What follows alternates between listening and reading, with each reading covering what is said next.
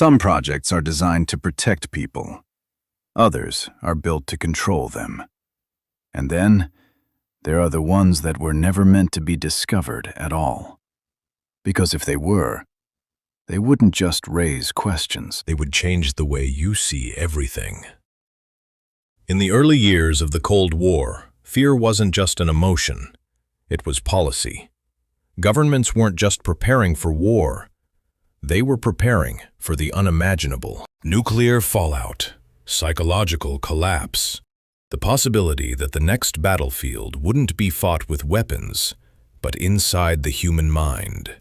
And in that atmosphere of quiet panic, a project was born. Not in the spotlight, not debated in public, but behind closed doors, signed, funded, and hidden. A government program that, on paper, didn't even exist. It didn't have a single name at first. It didn't need one, because what it was trying to do was difficult to explain without sounding impossible. The idea was simple. If you could control what a person believes, you could control what they do. And if you could control what they do, you could control everything. At first, the experiments seemed almost harmless. Researchers studied memory, perception, suggestion. They asked simple questions. Can a person be convinced to remember something that never happened? Can fear be implanted without a visible cause? Can trust be broken without the person knowing why?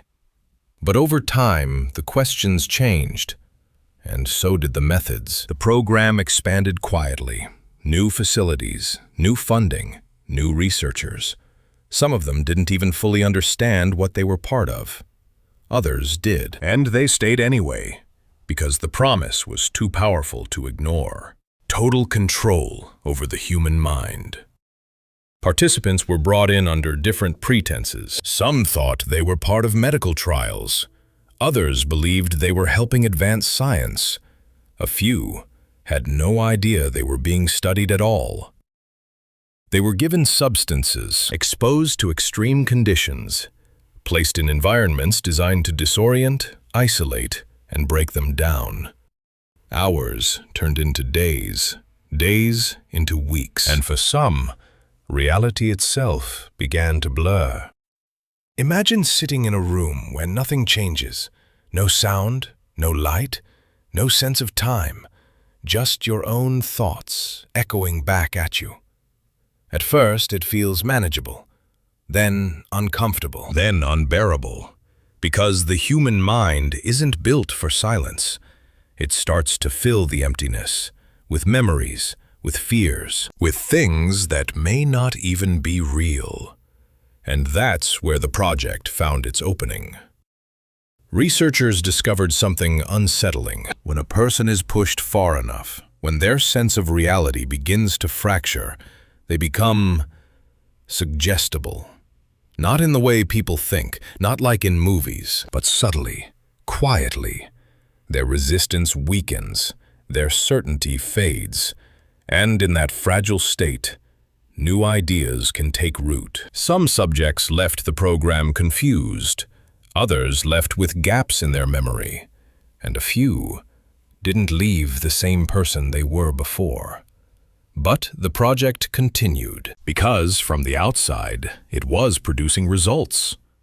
Data, patterns, possibilities, enough to justify its existence, even if no one wanted to admit what it really was. Years passed.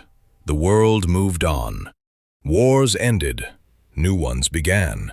Technology advanced. But the project didn't disappear. It adapted, because the core idea never changed. Control the mind, and you control the outcome. Eventually, fragments of the truth began to surface. Documents, testimonies, stories that didn't quite make sense on their own, but together formed a pattern. A picture of something far larger than anyone had imagined, something that had operated in the shadows for years, possibly decades. Experts who later examined the evidence struggled to agree on one thing: not whether the project existed, but how far it actually went. Because for every confirmed detail, there were dozens more that remained unclear, redacted, missing, or simply denied. Some argued that it was necessary, that in a world filled with threats, governments had no choice but to explore every possibility. Others saw it differently. They saw a line that had been crossed, a point where protection turned into exploitation, where curiosity became something darker. And maybe that's what makes this story so unsettling. Not just what happened, but how easily it was justified, how quietly it was hidden, how normal it must have felt to the people inside it. Because the truth is, projects like this don't begin with bad intentions. They begin with questions, with fear, with the desire to understand and to prevent something worse. But step by step, decision by decision, they become something else. Today, we live in a different world, more connected, more transparent. At least, that's what we like to believe. But the systems that shaped the past don't just disappear. They evolve, they adapt, they find new ways to exist. And that leaves us with a question, not about what happened back then, but about what might still be happening now. Behind closed doors, in places we'll never see, under names we'll never recognize. Because if a project like this could exist once, what's stopping it from existing again? In the end, the most unsettling part isn't the experiments, or the secrecy, or even the results. It's the realization that the line between protection and control is thinner than we think. And once it's crossed, it's almost impossible to see where it ends. Some projects are designed to protect people. Others are built to control them. And then, there are the ones that were never meant to be found. Not because they failed, but because they worked. And maybe that's the part we should be paying attention to. And maybe the most unsettling part is not that this project exists, but that it never really ended. It just evolved.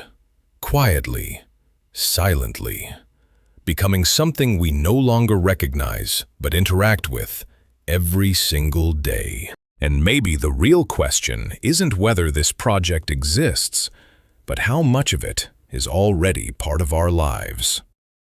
If this story made you think, if it made you question what's really happening behind the systems we trust, then you already understand why it matters. For more investigations like this, subscribe to Noctra, because some stories aren't meant to stay hidden.